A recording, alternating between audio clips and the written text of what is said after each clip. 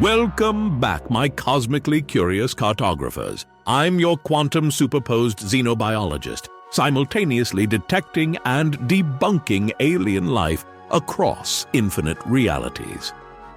You're tuned into the Multiverse Employee Handbook, the only podcast that treats your search for extraterrestrial intelligence like filing a Form ET-27B with the Department of Probable Impossibilities.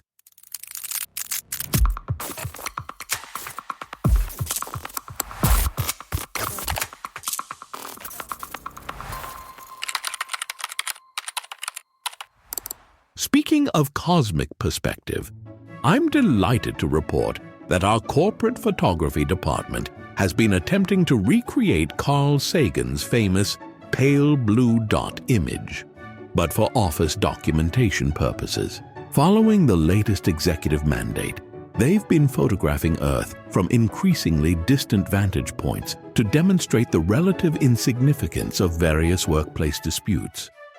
The results have been illuminating. Last Tuesday's cafeteria coffee shortage, when viewed from Saturn's orbital distance, was indeed revealed to be a mote of dust suspended in a sunbeam of bureaucratic incompetence. The ongoing argument between facilities and IT over printer paper allocation becomes remarkably petty when observed from the edge of the solar system, though I should note that the photography team is now trapped somewhere near Neptune and communicating entirely through passive-aggressive sticky notes attached to space probes.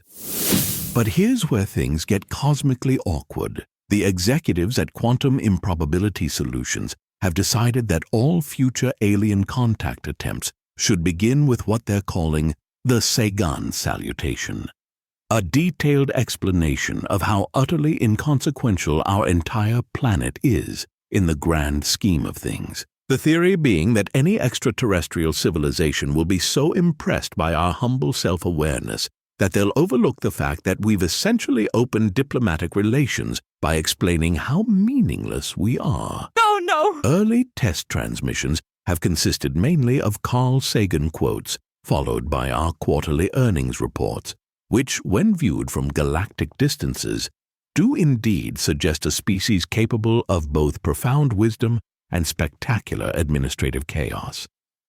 Today, my fellow cosmic mapmakers, we're exploring whether we're close to finding alien life or whether alien life is desperately trying to avoid finding us, particularly after they intercept our broadcasts and realize we're the civilization that turned searching for cosmic neighbors into a 42-step bureaucratic process requiring approval from 3 different departments and a notarized Form ET-27B. Your papers, please. But first, gather round the Quantum Radio Telescope Array, my galactically befuddled bureaucrats, for a tale that would make even Frank Drake question his famous equation. In the fluorescent-lit realm of quantum improbability solutions, specifically in the Interstellar Communications Department, which existed in a superposition of breakthrough contact and eternal hold music, Dr. Wavelength was having what could charitably be called an extraterrestrial customer service crisis. It had started, as these things often do, with what appeared to be the most significant moment in human history materializing as a routine Tuesday morning notification. Signal detection alert, priority universe altering, source unknown. Classification, holy cosmic jackpot. Signal strength, impossibly strong. Mathematical complexity, yes.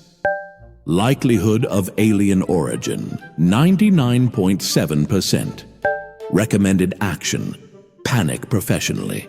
Dr. Wavelength stared at her workstation, where 47 years of radio telescope data had suddenly been eclipsed by what could only be described as the most beautiful signal ever received by human technology. It wasn't just mathematically elegant. It was symphonic. Complex harmonies of prime numbers danced through frequency spectrums, while intricate geometric patterns emerged from what appeared to be multidimensional mathematics that made Einstein's work look like a grocery list. "This is it," she whispered, her hands trembling as she reached for the red phone that connected directly to the square-haired boss's office. "This is actually it." Within 17 minutes, quantum improbability solutions had transformed into what witnesses later described as controlled chaos with enthusiasm sprinkles. The PR department began drafting press releases with headlines like, "QIS makes first contact, stock prices to moon, literally." The legal department started researching interstellar copyright law. The cafeteria department, in a burst of optimism, began preparing what they optimistically called Welcome to Earth cookies. Dr. Wavelength spent the next 6 hours decoding layers upon layers of mathematical beauty. Each frequency band revealed new complexities, crystalline structures of information that seemed to pulse with an almost musical rhythm. It was as if the universe itself had decided to compose a symphony and transmit it directly to her laboratory. "The pattern recognition is off the charts," she explained to the hastily assembled crisis management team, also known as people who happened to be in the building during the most important discovery in human history. "Whatever intelligence created this has mathematical capabilities that make our best computers look like pocket calculators. And the transmission power required, we're talking about energy output that could probably run our entire solar system for several millennia." The square-haired boss materialized beside her workstation, his perfectly geometric hairstyle somehow managing to look even more angular with excitement. "Dr. Wavelength, I need you to understand the gravity of this situation. Our shareholders are expecting either first contact or an explanation of why our annual alien detection budget of $842 million hasn't produced any aliens. Preferably the former." "Sir, I'm running the final analysis now. The signal contains what appears to be..." Wait. Dr. Wavelength's face went through several stages of confusion before settling on something that could generously be called cosmic bewilderment. This can't be right. What can't be right? Are they demanding surrender, offering to share faster-than-light technology, asking for our planet's Yelp reviews? "Sir, it's hold music." The crisis management team fell silent, except for Dave from accounting, who was still frantically calculating the tax implications of interstellar commerce. "I'm sorry, did you say hold music?" "Not just any hold music, sir. This is the most sophisticated hold music ever conceived. Listen!" Dr. Wavelength played the decoded audio through the laboratory speakers. What emerged was indeed recognizable as hold music, but hold music that had apparently been composed by beings who understood harmony in dimensions humans couldn't perceive. It was beautiful, haunting, and undeniably designed to keep someone waiting. "But there's more," Dr. Wavelength continued, her voice taking on the tone of someone delivering news that was simultaneously wonderful and terrible. "I've isolated what appears to be encoded information within the musical structure. It's an automated message." She activated the translation protocol they'd never actually expected to use, and suddenly the laboratory filled with a voice that sounded like cosmic customer service representatives, trying very hard to remain professional despite circumstances beyond their control. "Thank you for contacting the Galactic Communications Network. Your call is very important to us. You are currently..." Pause for calculation. "Number 847,242 in the queue. Due to higher than expected call volume, apparently everyone in this spiral arm decided to develop radio technology at roughly the same time. We are experiencing longer than usual wait times." the square-haired boss's eye began to twitch in a way that violated several laws of facial geometry. Current estimated wait time is, extended pause, approximately 17,000 standard galactic years, though this may vary depending on temporal flux conditions and whether anyone in the Andromeda Galaxy calls in with an emergency. Please stay on the line. Your position in the queue will be lost if you disconnect. How long, the square-haired boss asked slowly, have they been trying to call us? Dr. Wavelength consulted her calculations. Based on the signal's travel time and the embedded timestamp data, approximately 50,000 years, sir.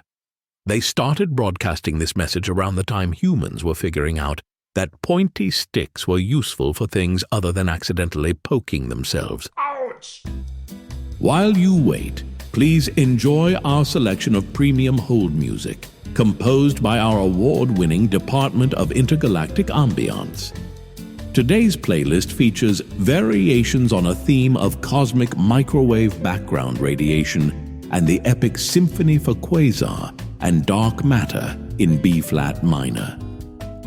Sir, Dr. Wavelength continued, studying her data with the expression of someone who discovered that the meaning of life was a form that needed to be filled out in triplicate. There's more encoded information. Apparently, they've been trying to reach us about our planet's extended warranty. The crisis management team exchanged glances that suggested they were all reconsidering their career choices.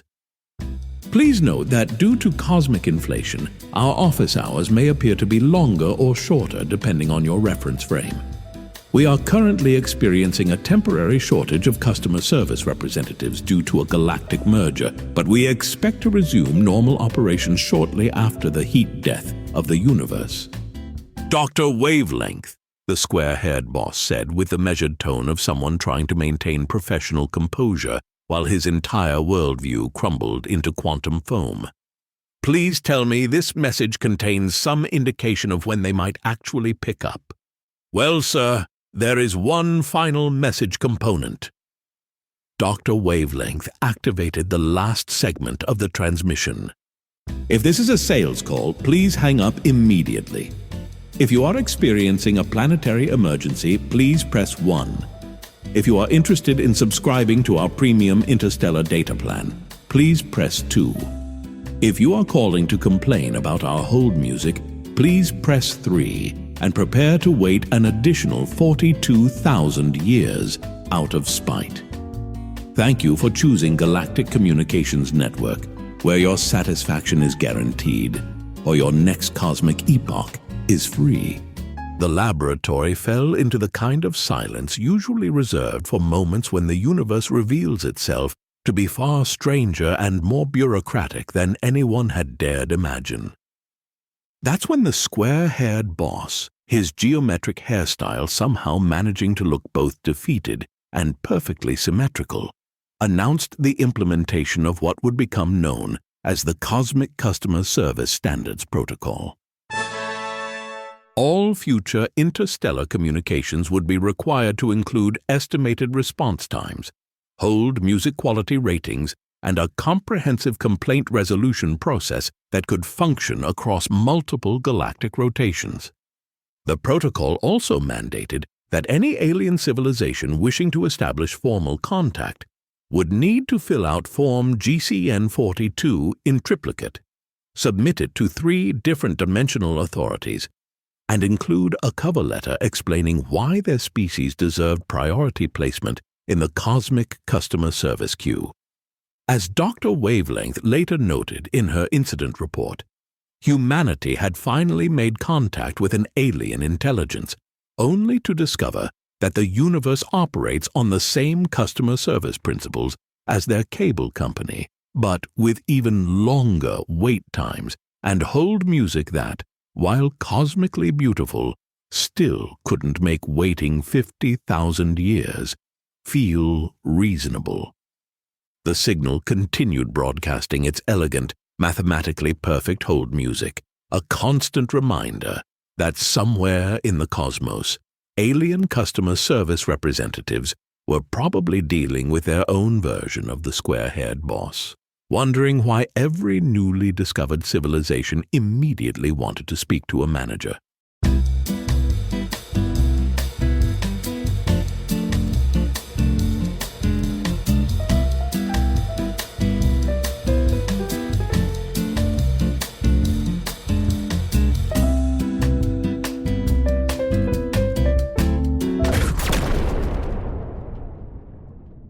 And that brings us to the fascinating science behind our cosmic cartography project.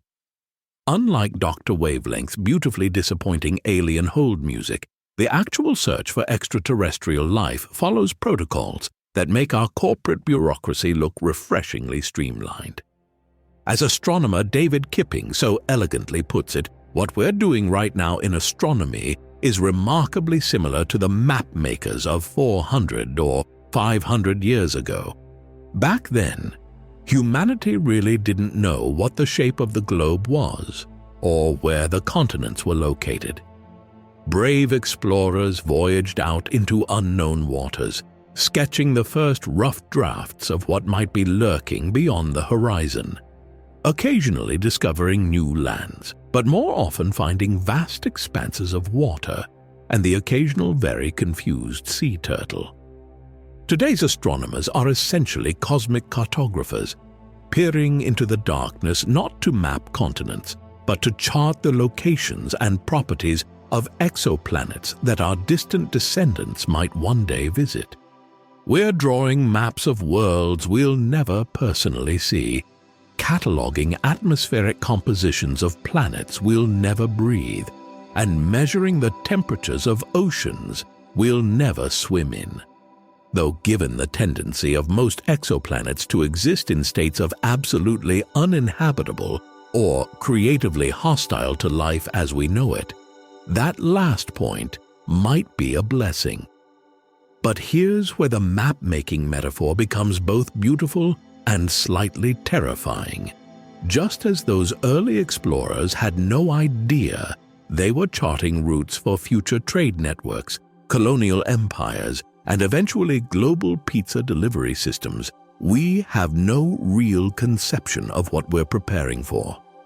The exoplanet maps we're creating today might someday guide interstellar missions, inform terraforming projects, or simply serve as a comprehensive catalog of places where humans definitely shouldn't go without very good life insurance.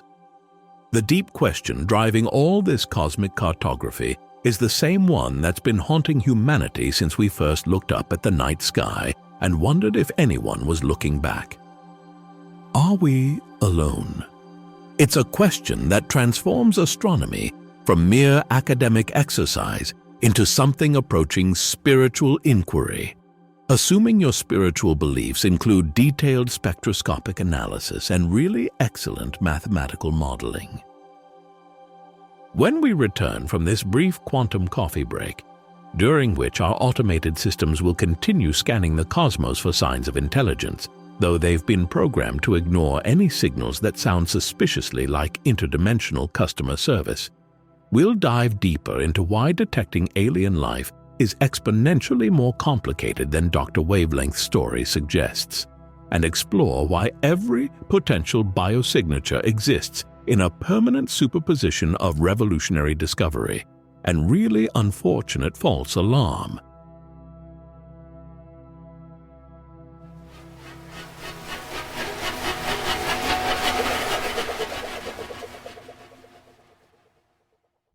Welcome back, my extraterrestrial auditors.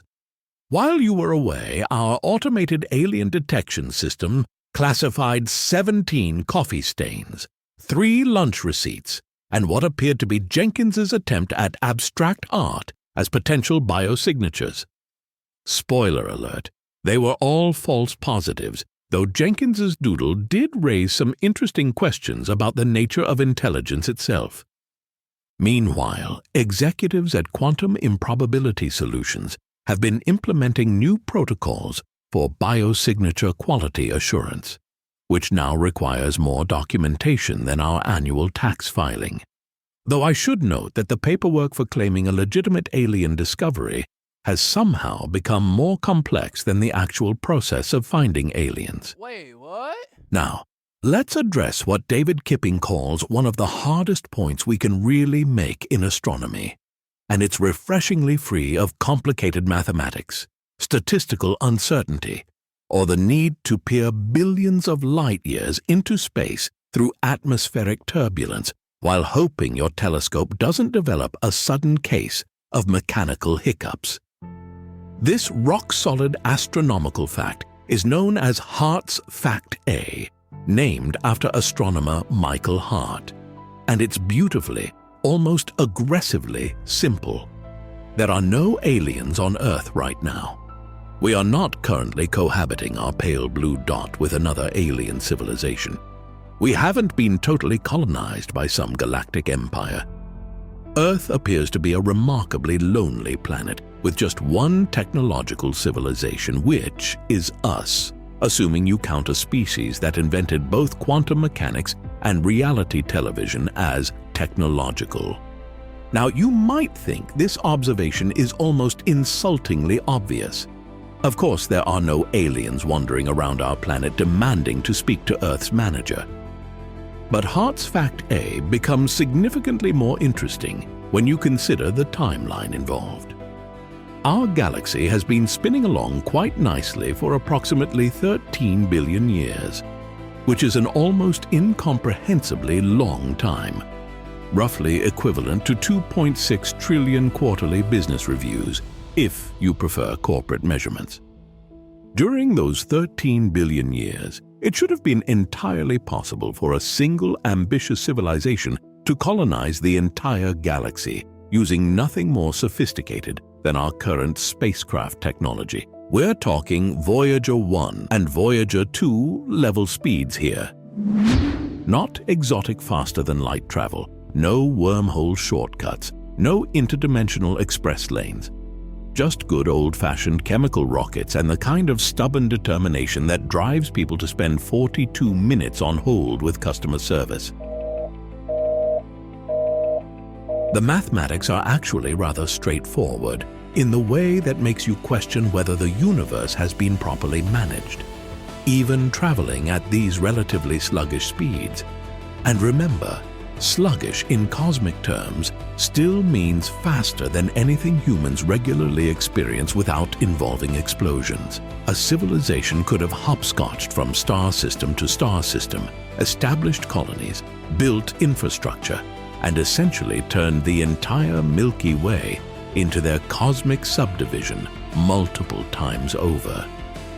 But here's where Hart's Fact A transforms from obvious observation into cosmic mystery. If galactic colonization is so theoretically achievable, where is everybody? This brings us face to face with what Enrico Fermi famously articulated as, "Where are they?"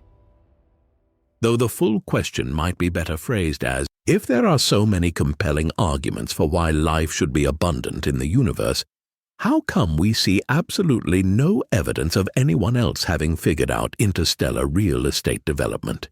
The implications of our cosmic solitude are actually quite profound when you think about them through the lens of corporate behavior. Hart's Fact A effectively rules out the existence of what we might call galactic expansion corporations, those hypothetical berserker-type civilizations that approach the universe like an aggressive company, acquiring every available piece of cosmic real estate, turning each planet into another branch office of their interstellar empire. Thank you for choosing Galactic Communications Network.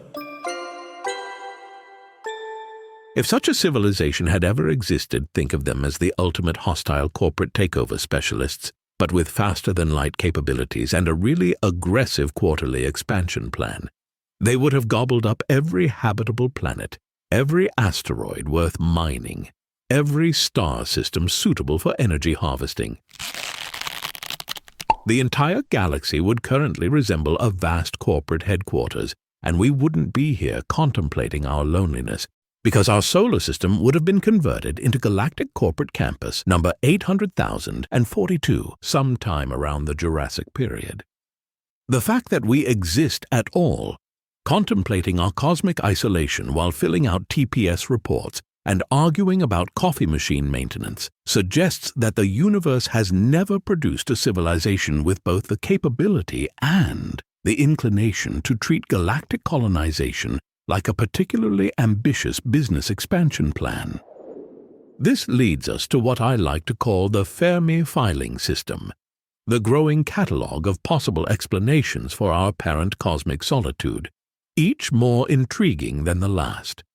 Perhaps civilizations consistently destroy themselves before achieving interstellar travel, a sobering thought considering humanity's track record with both nuclear weapons and social media. Maybe advanced civilizations lose interest in physical expansion once they develop sufficiently sophisticated virtual realities. Why colonize actual planets when you can create perfect simulated worlds without the hassle of interstellar logistics? Wow. Or perhaps, and this is where things get wonderfully strange, we're living in what amounts to a cosmic nature preserve, carefully maintained by alien civilizations who've agreed that Earth should remain uncontacted until we demonstrate sufficient maturity. Given that we're still arguing about whether pineapple belongs on pizza, this might take a while. The beautiful irony is that Hart's Fact A, this seemingly simple observation about our planetary solitude, provides one of our strongest constraints on the behavior of hypothetical alien civilizations. It tells us that whatever's out there in the cosmic darkness, it's not the kind of aggressively expansionist, resource-hungry civilization that would treat the galaxy like a corporate acquisition target. And frankly, given humanity's own relationship with bureaucratic expansion, that might be the most reassuring astronomical observation we've ever made.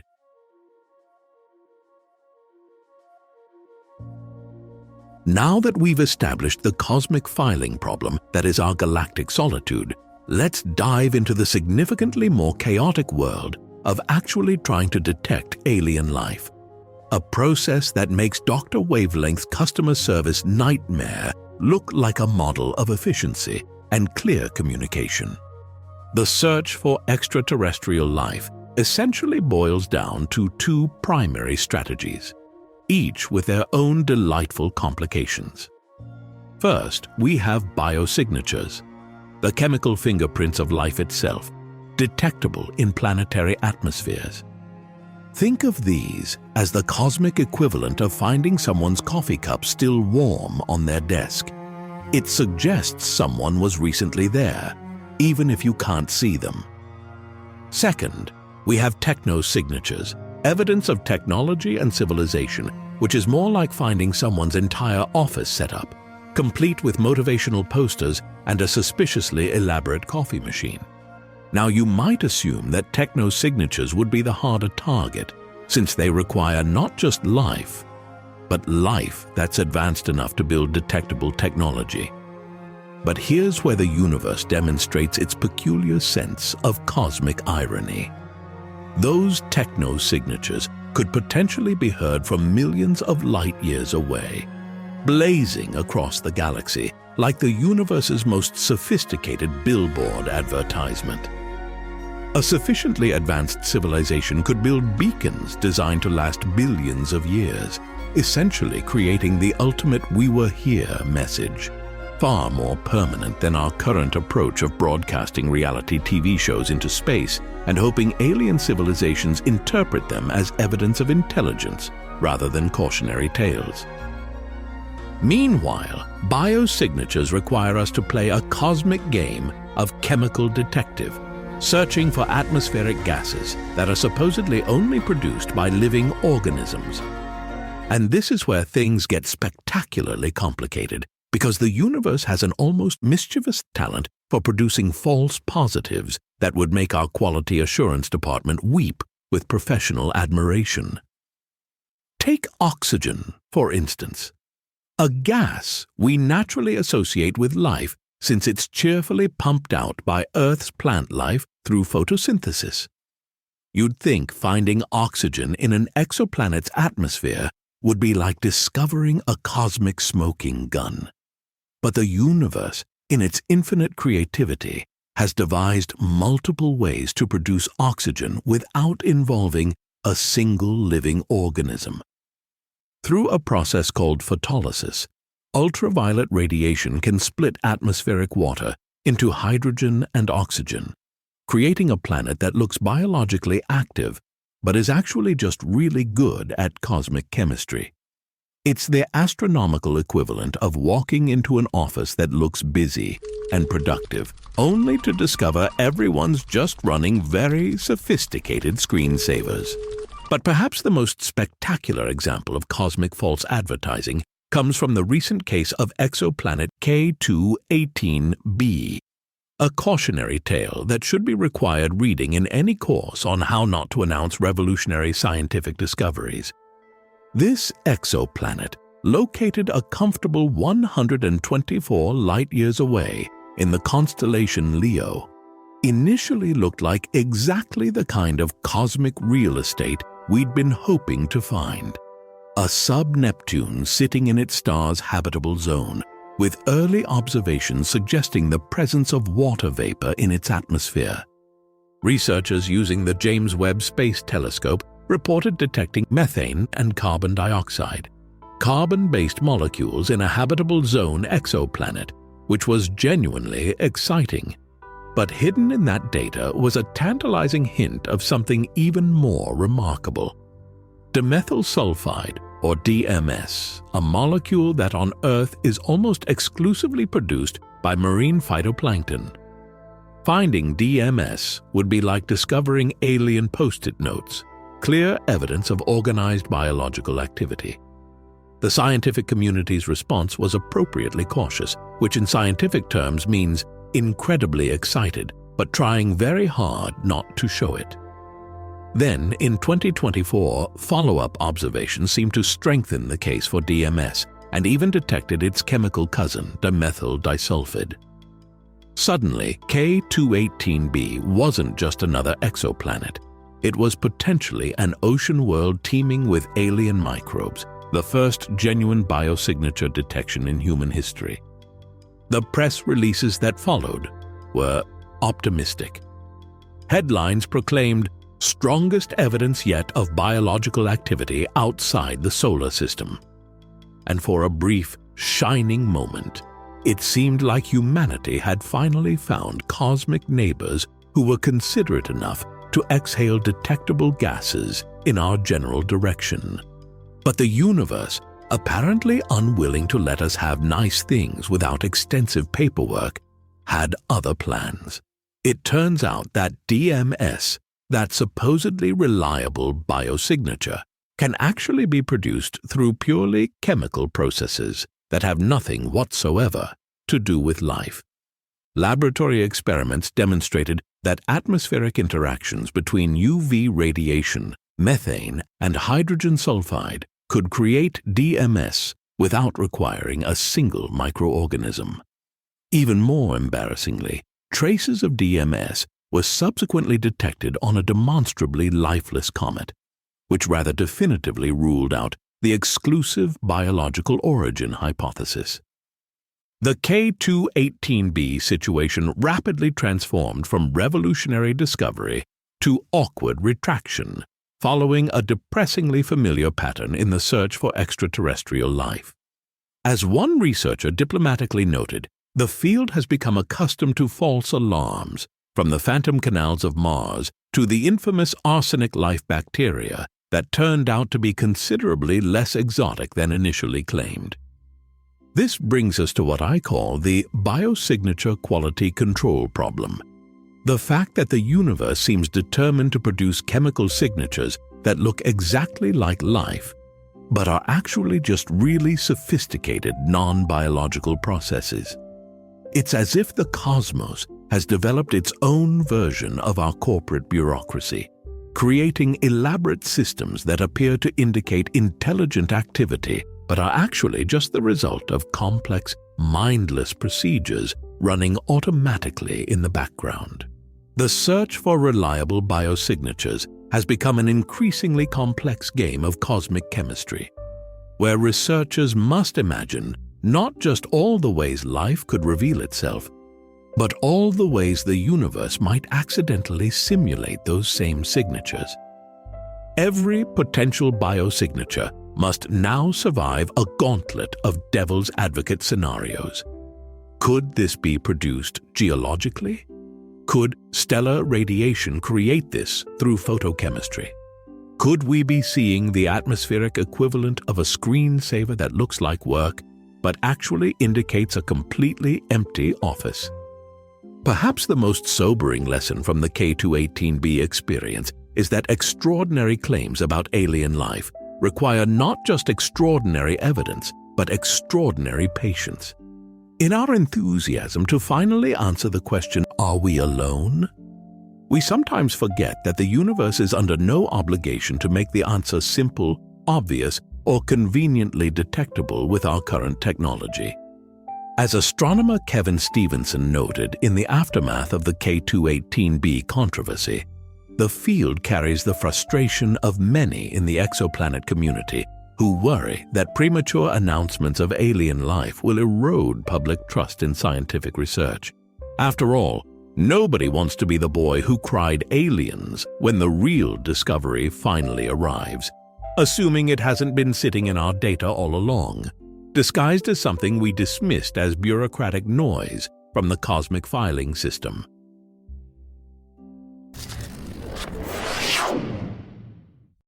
Well, my cosmically patient cartographers, we've reached the end of another quantum exploration into the great unknown. Today we've learned that in the multiverse of alien hunting, every potential biosignature exists in a superposition of revolutionary discovery and embarrassing retraction, until peer review collapses the wave function into either genuine breakthrough or really unfortunate false alarm that we'd prefer not to discuss at the next conference. Perhaps the most profound insight from today's exploration is that the search for alien life forces us to confront the possibility that we might be conducting a one-sided conversation with the cosmos. We're broadcasting our presence through radio telescopes and space missions, while simultaneously developing technologies sophisticated enough to detect civilizations that don't want to be detected, which raises the uncomfortable question of whether cosmic politeness requires pretending not to notice your neighbors until they formally introduce themselves. But here's the beautiful paradox. Even if we never find definitive proof of alien life, the search itself transforms how we understand our place in the universe. Every false alarm teaches us something new about planetary chemistry. Every refined detection method brings us closer to understanding the conditions necessary for life. Every failed biosignature makes us more sophisticated cosmic detectives, better equipped to recognize the real thing when it finally appears in our data. As David Kipping noted, perhaps the most likely alien encounter we'll experience will be future Earth civilizations discovering the cosmic equivalent of our "we were here" message, some monument to human curiosity left on the moon, waiting to be found by whatever intelligence evolves on this planet after we've moved on to become part of the geological record ourselves. Want to explore more cosmic bureaucracy and scientific uncertainty? Visit us at multiverseemployeehandbook.com. And if you've enjoyed today's journey through the administrative complexities of alien detection, why not share it with a fellow cosmic cartographer? Perhaps you know someone who's been wondering whether we're alone in the universe, or who simply enjoys discovering that even the cosmos operates according to principles that would make any corporate quality assurance department nod in grim recognition. This is your quantum coherent correspondent, reminding you that in the multiverse of extraterrestrial detection, we're all just sophisticated hold music in someone else's cosmic customer service experience, hoping that eventually someone will pick up the phone. Until next time, remember, the universe may be vast and mostly empty, but at least the hold music is mathematically beautiful, even if the estimated wait time is longer than the current age of the observable cosmos.